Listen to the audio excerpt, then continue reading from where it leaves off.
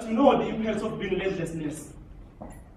Today we are even undermined by political organizations that in the midst of the society, you would call an artist, aka, to tell us which organization must vote for our future. Can you imagine?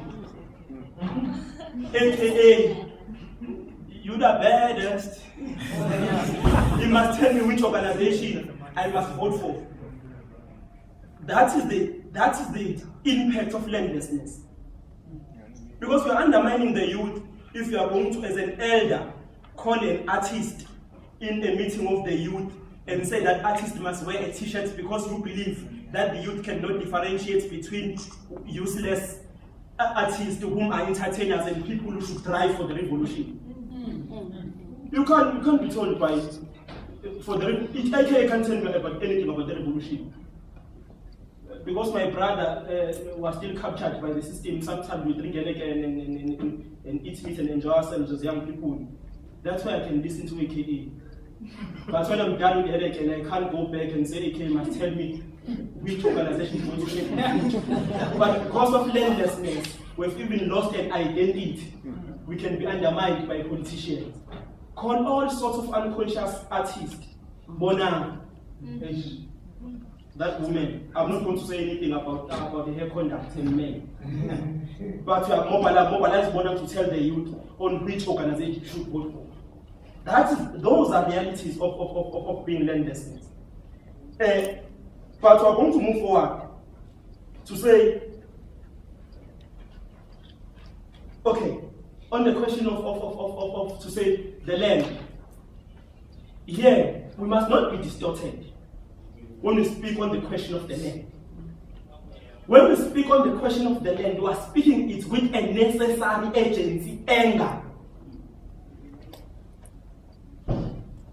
And anger from within. We cannot wait for another 500 years, another 1,000 years of colonialism, another 22 more years of post-democratic dispensation. We are speaking with its agents. Those ones who are saying, before we take the land, we must plan what to do with it. They must do the planning, but we're going to take the land.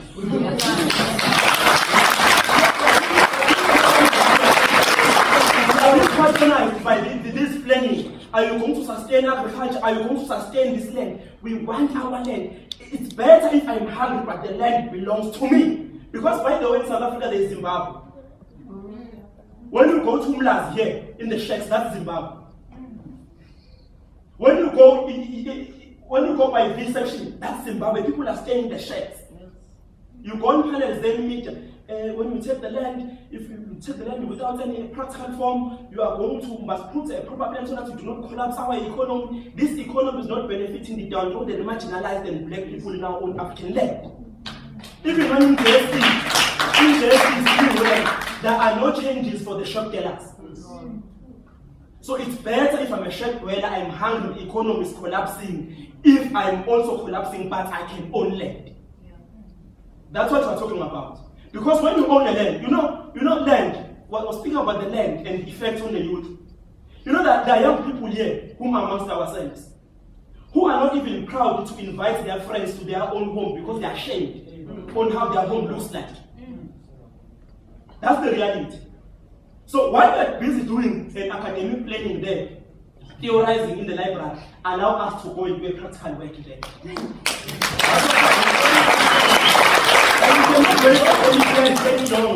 We cannot wait for any plans any longer. I'm proud because of our elders, Mama Shanti, whom are elders. That's their role to worry. They are good. I'd be worried if Mama Shanti was with me. With any serious agents at this age. I'd be very worried. I'm happy because she's very emotional and no, she's worried. She wants a plan. It's very good. She must go to a plan. But I'd be worried when you are sitting there and nobody and you are busy with a plan. A youth that is attempting to be an elder.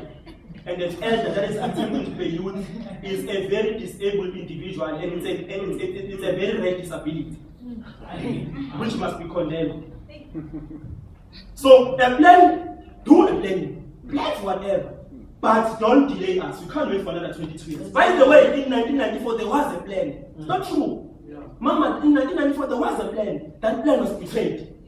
There was a plan on what ought to happen. That is why we saw the disappearance of Krizan. That is why we saw the ambush of the PAC. PAC was dealt with by the ANC like nobody's business. After being dealt with by the ANC, some of the people from the PAC, because it was divided, were co-opted into government, in the judiciary. A plan of those who are betraying those who are conscious. So, elders, please, and the disabled youth, go do the planning. Allow us the young ones. But I would like to ask you a very quick question. How do we make sure, as you're representing the EFF, okay, not today, okay, doesn't matter, okay, excuse me about that. But how do we make sure that we don't repeat the 94 thing now? Let's say, for example, EFF takes over, or another party, how do we not repeat it? In just a few minutes, can you break it down? Yeah, no, it's a very good question. It's a very good question. Because what is important? No, a soldier without an ideological training is a potential criminal. Our agents that don't mean that we're not reading. We are just people who are shooting with anyone who comes. But we are saying we have a serious agent, we have a youthful agent. Because we have a wish to say, at least if we don't die in the struggle, at least when we die, we must see that's how far have we gone in a practical sense. Not that young people must not, they ought to read, but young people cannot spend so much trying to be Mama Ashanta. At the age of 21. It's a very scary phenomenon to exist in our society. The plan we need it. Hence, that is why we need elders in our midst to say, but my son, there, you are going to commit an error. I think you are moving too fast. Thank you. So lastly, when we come to when we come to the question of, because my brother Kazus, for me, I'm saying between the oppressor and the oppressed, the oppressors will never surrender. Their leverages will never surrender their status and their power freely. You can never conscientize the oppressor to surrender his privileges or her privileges. So ideologically and being consistent with any ideology, a revolutionary ideology of the oppressed black masses, a black revolution becomes inevitable. That's the sad reality. But because when we are dealing with a revolution, it can't be just a revolution which is not guided, which lacks dialectics and practice. You can't just mobilize 3 people and go, you want to ban a bank. You are going to be arrested without any publicity. People are conscientized as the struggle matures. People are conscientized. That is why today we can organize marches.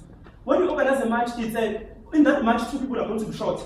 The level of consciousness, because people, they only get conscious through practice. Once we have a certain number of the portion of people who are conscious, then we can then go for the actual revolution. By the way, you don't need to conscientize everyone, you never conscientize everyone. But we need a significant That's what I was speaking about. And there are many issues which I think we must be able, ideological issues, because based on my lived experiences, I stand in serious contrary with Steve Biko when we say Indians are part of our own. On my lived experiences, Indians are not our own. We never want them to be part of us.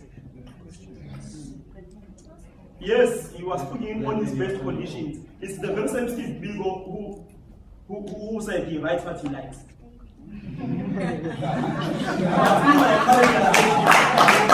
I'm also speaking what I like. Indians, they have only lived experiences. Indians are not part of our own. In closing, when you go to here in cafeteria and duty, there are Indians in classes that will never mingle with you, or sit with you and enjoy lunch with you. In class, they always, you will feel as if there's a particular sitting plan When they come in class, they know where to sit and when you are going to sit. If you come, you want to sit amongst them, they will open a space for you to pass. And it's been 22 years. By the way, Indians are the most beneficiaries of this BEE system. We've been conscientizing them to join the revolutionary movement. They are not joining it. They even betray the neoliberal ANC. Then you say we must waste time on Indians. I think that Biko has committed a serious error with Indians. We'll never win them all. So when we are dealing with a white man who has committed so much, perhaps even Indians, they must be seen what we do.